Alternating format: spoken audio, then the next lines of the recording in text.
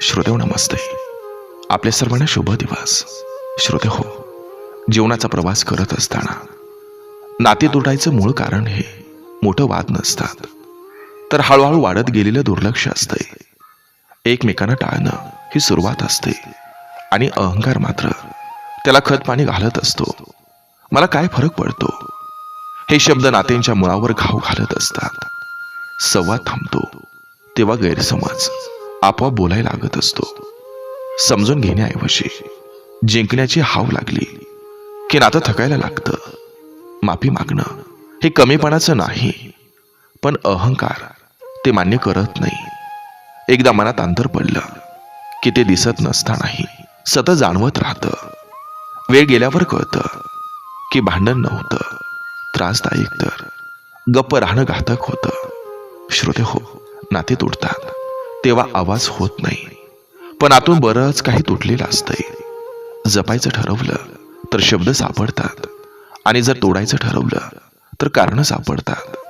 श्रोते हो, नातं टिकवायचं असेल तर ऐकण्याची आणि वाकण्याची तयारी हवी असते. कारण नाती जपायची की तोडायची हे शेवटी स्वभावावर अवलंबून असते.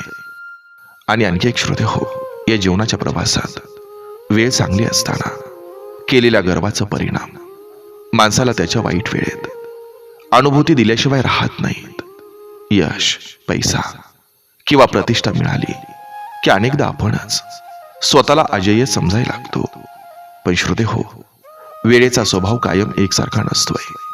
परिस्थिती बदलली की आपल्या भोवतीची गर्दीही वेळ होत जात असते, आणि तेव्हा आपल्या शब्दांची, वागण्याची आणि गर्वाची आठवण चटका लावून जाते.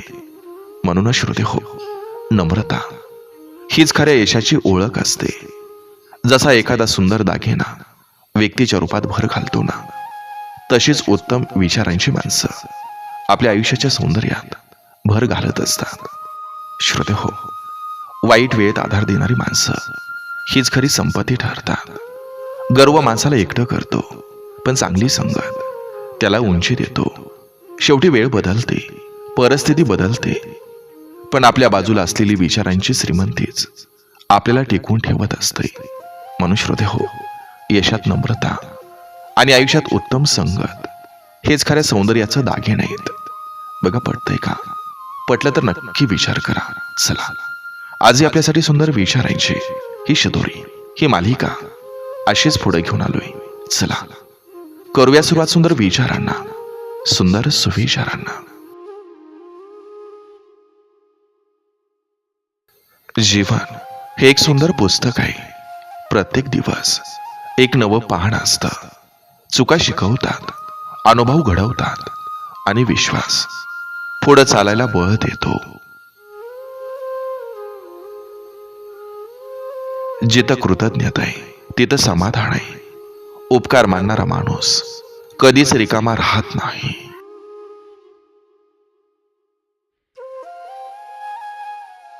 आठवणी या आयुष्याची शिदोऱ्या त्या मनात जपल्या की भूतकाळ ही आनंद देतो. संयम ही यशाची शांत शक्ती आहे. जो घाई करत नाही तोच दूरवर पोहोचतो.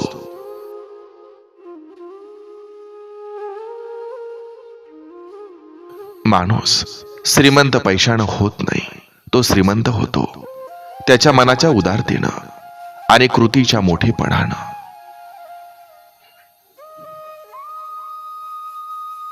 स्वाभिमान जपला की जगाचा आदर आपोआप मिळतो, पण स्वाभिमान आणि हट्ट यातली रेषा ओळखणं हे महत्वाचं आहे. शब्द हे शस्त्रही असतात आणि औषधही. ते कसे वापरतो यावर नात्यांचा भविष्यकाळ ठरतो.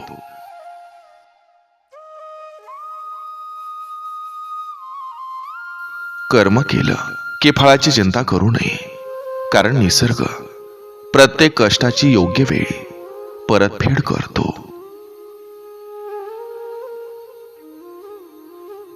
दुःख कायम राहत नाही, तेही ऋतूप्रमाणे बदलतं.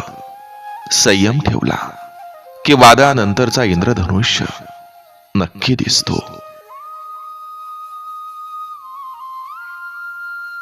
स्वतःवर विश्वास ठेवणं ही सुरुवात असते. कारण जग आधी शंका घेतं आणि नंतर टाळ्या वाजवतं.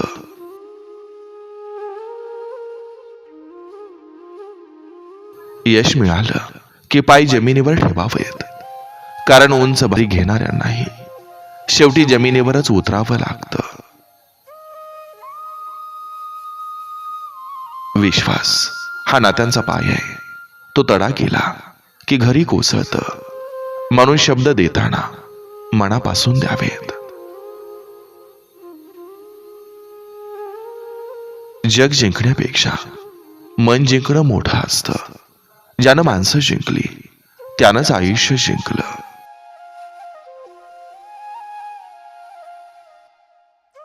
अहंकार माणसाला उंच नेतो पण एकटं करतो. नम्रता माणसाला खाली ठेवते पण सर्वांच्या मनात स्थान देते. गरिबी लाजीरवाणी नसते. मेहनत न करणं लाजीरवाणं असतं. परिस्थिती नव्हे तर प्रयत्न माणसाचं भविष्य घडवतात. वेळ हा सर्वात मोठा शिक्षक आहे. तो न बोलता शिकवतो आणि न थांबता पुढं जातो. ज्यानं वेळेची कदर केली त्यानं आयुष्य जिंकलं.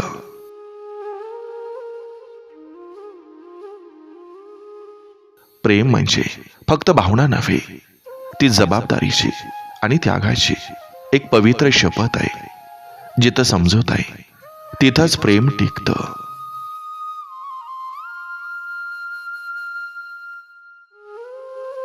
समाधान हे बाहेर सापडत नाही. ते आपल्या मनाच्या कोपऱ्यात शांत बसलेलं असतं. अपेक्षा कमी केल्या की आनंद वाढतो.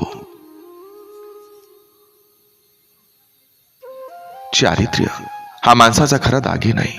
तो एकदा तुटला की पुन्हा जुळत नाही. म्हणून वागण्यात स्वच्छता आणि विचारात प्रामाणिकपणा असावा.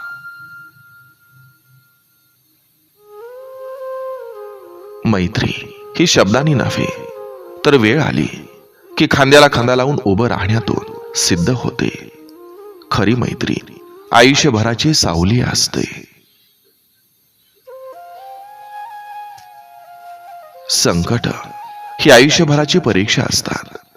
ती आपल्याला तोडण्यासाठी नव्हे तर घडवण्यासाठी येतात. जे धैर्य धरतात तेच खरे विजेते ठरतात.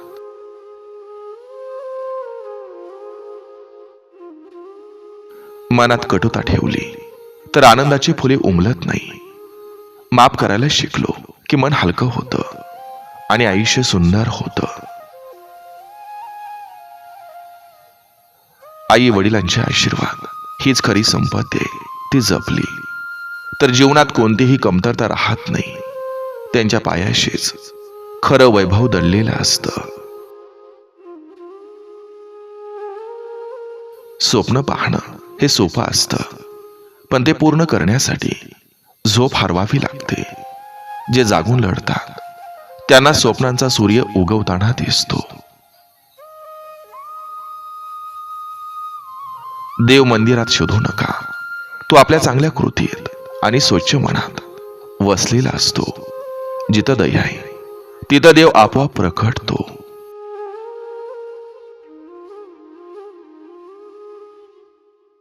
कष्टाच्या घामाला पर्याय नसतो. तोच घाम एक दिवस डोळ्यातील अभिमानाचं अश्रू बनतो. मेहनत कधीच वाया जात नाही. नात्यांची श्रीमंती पैशानं मोजता येत नाही. ती मोजावी लागते विश्वासाच्या आणि जिव्हाळ्याच्या मोजपटीनं. जिथं मन जुळतं तिथं संसार फुलतो. अपयश ही हार नसते. ती पुढच्या यशाची शांत तयारी असते. जे पडूनही पुन्हा उभं राहतात त्यांच्याच पायाशी एक दिवस यश नतमस्तक होतं.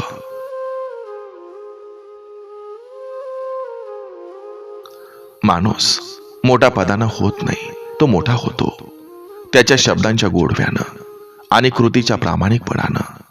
पद संपतं पण स्वभावाचा ठसा आयुष्यभर जपला जातो.